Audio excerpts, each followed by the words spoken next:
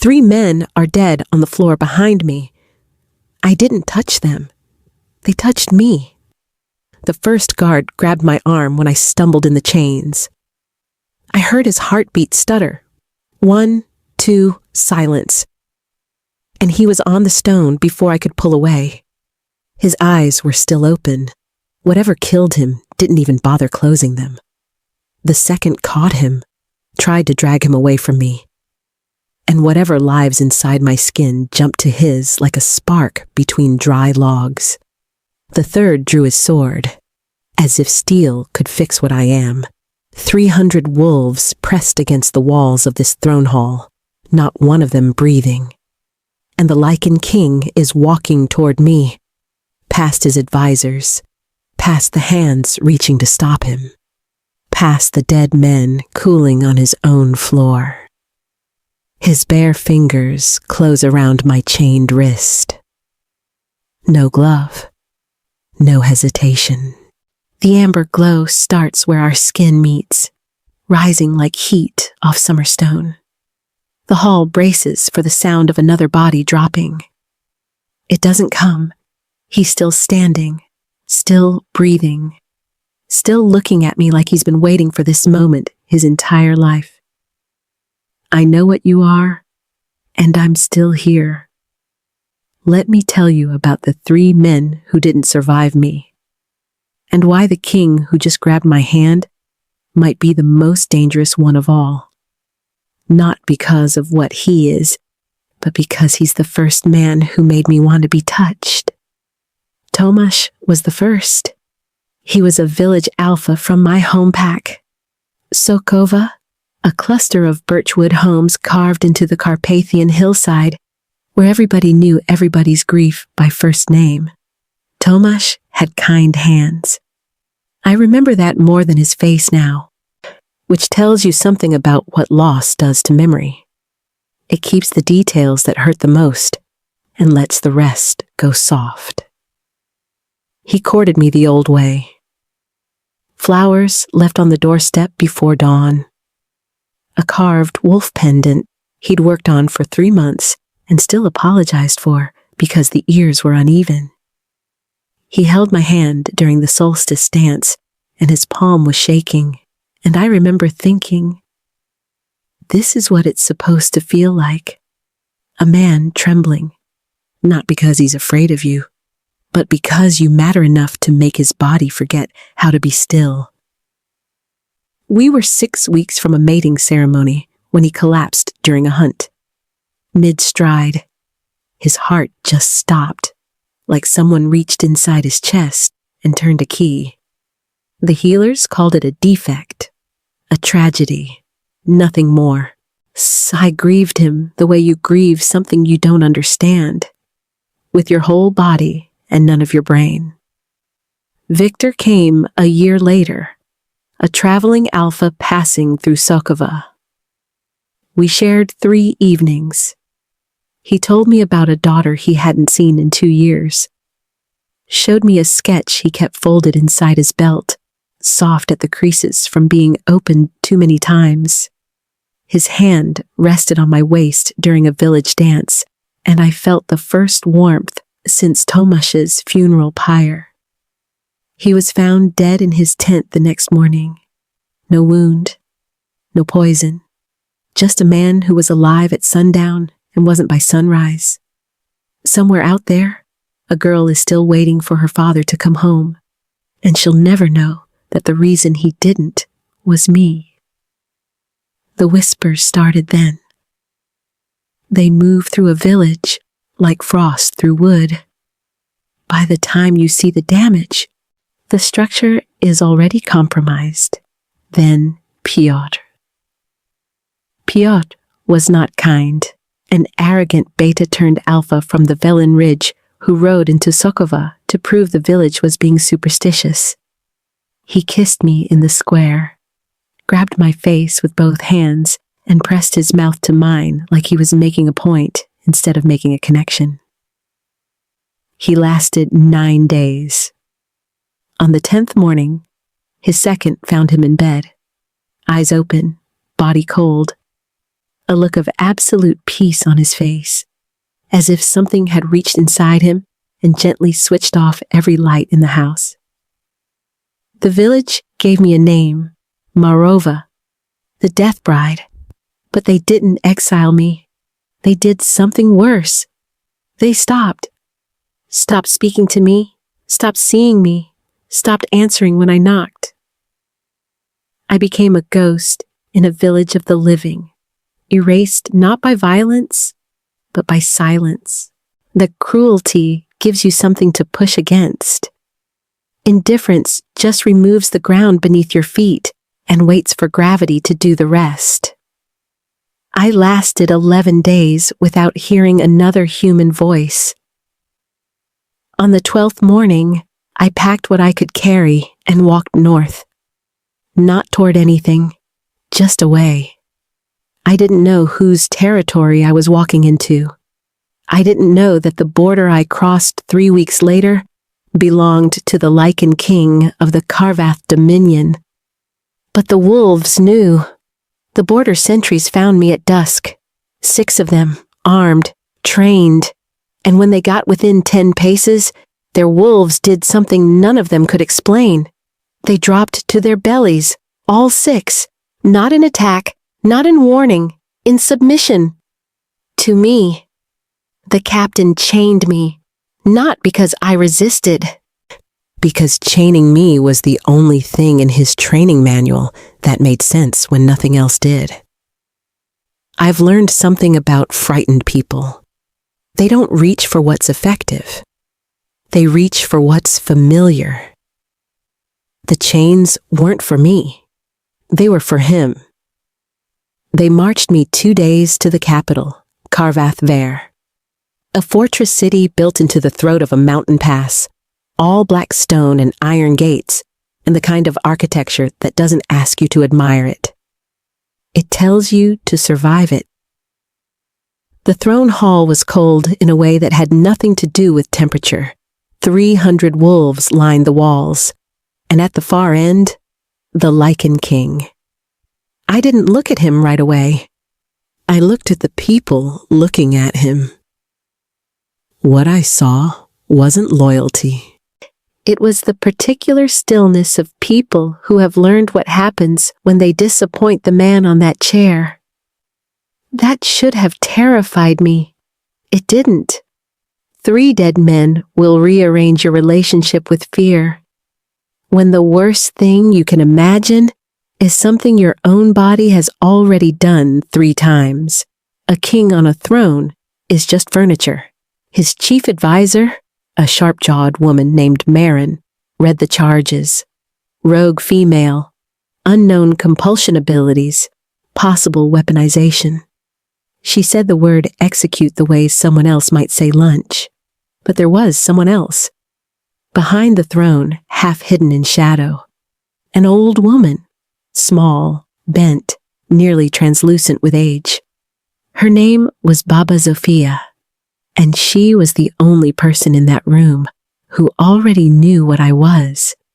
She leaned toward me and asked one question, it quiet enough that the court couldn't hear. Child, who is your mother? I didn't have an answer. My father told me she died bringing me into the world.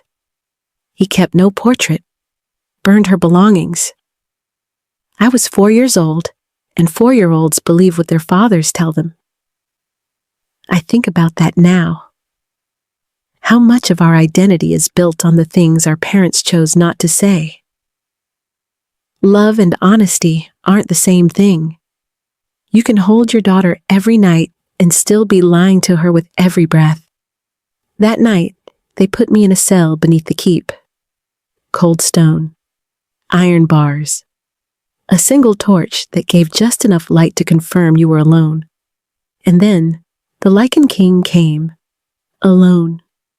He dismissed the cell watch with a look, not a word, just a shift in his eyes that emptied the corridor faster than a shouted command. A man who can clear a room with his pupils is a man whose anger has a history.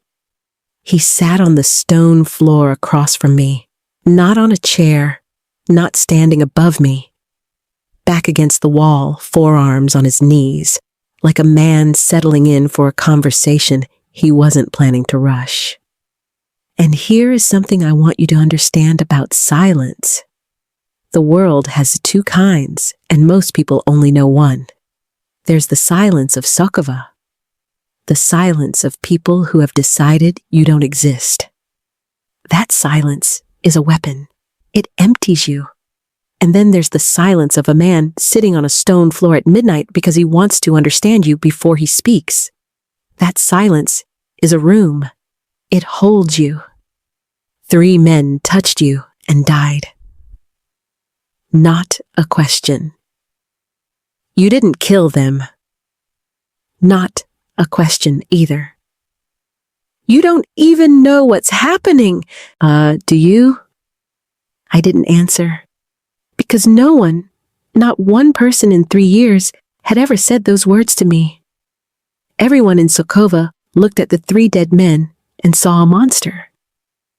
This man looked at 3 dead men and saw a woman who didn't understand her own body. He unlocked the cell, removed my shackles himself. I flinched, not from fear, from the shock of being touched by someone who was still breathing afterward. You're staying in the East Wing, not the cell, and no one will touch you until I understand what you are. He didn't save me. Saving is what you do for someone you pity. He investigated me.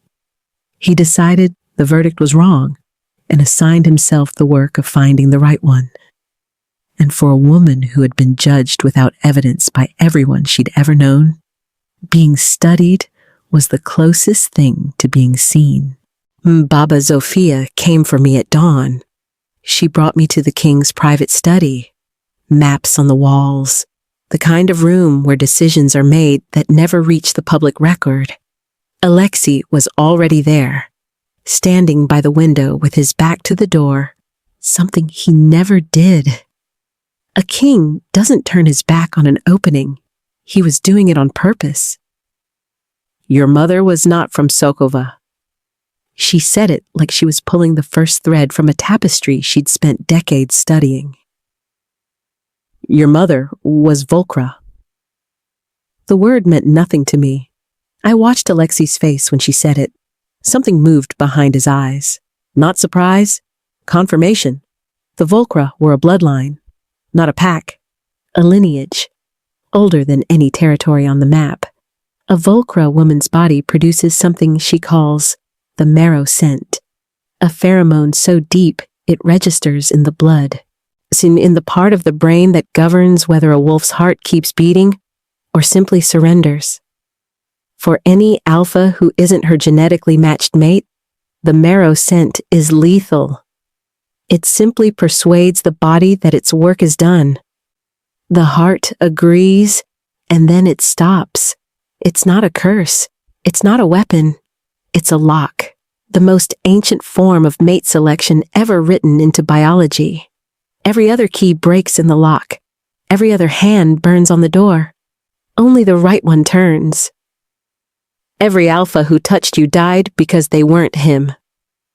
Her finger, thin as a winter branch, pointed at Alexei. And he survived because he is. I should have felt relief. That's what you're thinking. She's not cursed. The deaths have an explanation. But relief is what you feel when you discover the gun wasn't loaded. Not when you discover it was. And that it was pointed at people you cared about by a hand you didn't know was yours. Tomasz. He was a good man. He just wasn't the right one. And that cost him everything. And Victor, whose daughter is growing up without a father because my skin decided he wasn't qualified to touch me. Not my mind, not my heart. My skin. Protection that kills without consent isn't protection. It's imprisonment in a body you didn't agree to. Nobody asked me if I wanted to be guarded that badly. My father knew. He must have known. And I understand the mathematics of a father's love. How it rounds down on honesty and rounds up on hope and prays the gap never comes due. But it came due 3 times. Alexei said nothing during any of this. When it was done, he turned to Marin. Send riders to every pack within 200 miles. The woman they called Morova is under the protection of the Karvath throne. If I hear that name spoken again, by anyone, in any territory, in any context, I will treat it as a declaration of war against this crown. Marin, who 20 minutes ago had said the word execute like she was ordering bread, was gone before the door finished opening. And then it was just us, the king, and the lock. I asked the question that had been building behind my teeth. If you're the only one who can survive touching me, does that mean you felt the bond? I felt it the moment they dragged you into my hall. I just needed you to know the truth before I told you. I didn't sleep that night. Not because of the dead men, because of him. Everything he did, everything had an explanation that wasn't him. He sat on the floor of my cell. The bond told him to. He removed my chains with his own hands. The bond told him to. He sent riders to threaten war over a name. The bond, the bond, the bond. How do you trust a man whose kindness might be a leash he can't see? Is love that's written in your blood still love? Or is it obedience wearing a nicer dress? Love is architecture. It's built from materials, and the materials matter. Love built from choice feels different than love built from need. Love you walk toward feels different than love that drags you by the marrow. If the bond chose him for me, if my biology had already signed the contract before I walked into his hall, then what part of this was Daria and what part was the lock? I found him in the map room at first light. The Lycan King gave himself 1 hour each dawn where he belonged to no one, and the entire court knew not to breach that hour. I breached it. How do I know you want me, and not just what my blood is telling yours to want? He told me something he'd never told anyone. 6 years ago, Baba Zofia told him what he was. The last of the Draga bloodline. The only alpha who could survive a Volcra's touch. She told him a Volcra existed somewhere. I had the resources. I could have found you in months. I didn't. Why? Because I didn't want a woman delivered to me by prophecy. I wanted a woman who walked into my hall on her own feet and looked at me before she knew what I was. I wanted it to be a choice. Yours. Not biology's. Yours. For 6 years, he knew I existed, Sarah, and he chose to wait. Not out of indifference, but out of the belief that the woman on the other end of this bond deserved to arrive under her own power. The bond would have sent him hunting. The bond is hunger.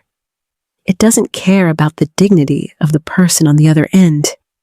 He overruled it for 6 years because he wanted me to choose, and that is the difference between fate and love. Fate is the road. Love is the decision to walk it when you could have been carried. He extended his hand, open palm. An invitation lay between maps and morning light and 6 years of patience. I looked at his hand. I looked at his face. I looked at the door. Still open, still a choice, still a way out that he would never block. I didn't take it, not because I didn't want to. I wanted to so badly my fingers ached with it. A phantom pain, so like the chains were still on my wrists and the only key was in his palm. But I needed to be sure. That was when I reached for him. It was mine. My choice. Not biology, not destiny. Just me. Choosing him. The way no one had ever let me choose anything. 3 days. I watched him for 3 days. Not because he asked me to stay. Not because I had nowhere to go. The door was unlocked. A horse was waiting. Nobody was keeping me. That was what kept me. I watched him settle a land dispute. He listened for 40 minutes. When he ruled, the man who lost said, "This is fair," before he reached the door. Authority wielded not as a hammer, but as a scalpel. I watched him eat with his soldiers instead of above them. He laughed at something a young guard said, and for half a second, his face opened up into someone I hadn't met yet. Someone who existed before the crown. I watched him sit with Baba Zofia while she corrected his pronunciation of a Volcra prayer. She swatted his arm when he got it wrong. The most feared king on the continent, letting a 90-year-old woman smack his forearm like a schoolboy while his generals pretended not to see. You can learn a lot about a man from how he treats you, but you learn everything about him from how he treats people when you're not the reason he's behaving. Alexei wasn't kind to me because of the bond. Alexei was kind. The bond just gave me a front row seat. On the third night, I left my room. My footsteps echoed on stone that had held the weight of 1,000 years of kings, and now it was holding the weight of one woman, walking towards something that terrified her more than anything. The throne hall was empty, almost. One candle, maps, and he, sitting alone, reading by a light so dim it was almost an act of faith. He didn't look up, but his hand stopped moving on the page. He'd been waiting for those footsteps every night for 3 days and had never once gone to look for them. Because he promised me a choice. And a man who goes looking is a man who's already made it for you. I stood in front of him. He raised his eyes, and in them I saw something I'd never seen in any man who had ever looked at me. Fear. The fear of a man who wants something so completely that the possibility of not getting it has become the only thing in the world that can hurt him. I took his hand, not the way I reached for Tomasz, hopeful and blind. Not the way Victor's hand found my waist, gentle and already dying. This was my fingers closing around his with the full weight of knowing what I was, what he was, what it cost, and what it meant. The bond didn't snap. It bloomed, like a door opening into a room I didn't know my house had. I'm choosing you, not because my blood says so, because you waited, because you sat on a stone floor when you could have stood over me, because you had 6 years to come find me and you didn't, and that restraint is the most romantic thing anyone has ever done for me. He closed his hand around mine, and for the first time in the entire story, I saw him smile. Not a king's smile, a small, private, almost surprised thing, like a man who had been bracing for disappointment so long that the muscles in his face had forgotten the other direction. 3 men touched me and died. Not because I was a monster, because I was a lock, and they were the wrong key. And the cruelest part isn't that they died. It's that no one told me the door existed. The world called me Morova, the death bride. He called me Daria. And that was enough. Because the right person saying your real name after years of being called the wrong thing can feel like someone opening the curtains in a house you forgot had windows. I don't know if biology can be trusted with something as fragile as love. But I know he waited. And I know I chose. And somewhere between his patience and my decision, something was built that the bond alone could never have made. If this story stayed with you, if that question is still sitting in your chest the way it's still sitting in mine, subscribe, because the next one is already written and it won't let you go either.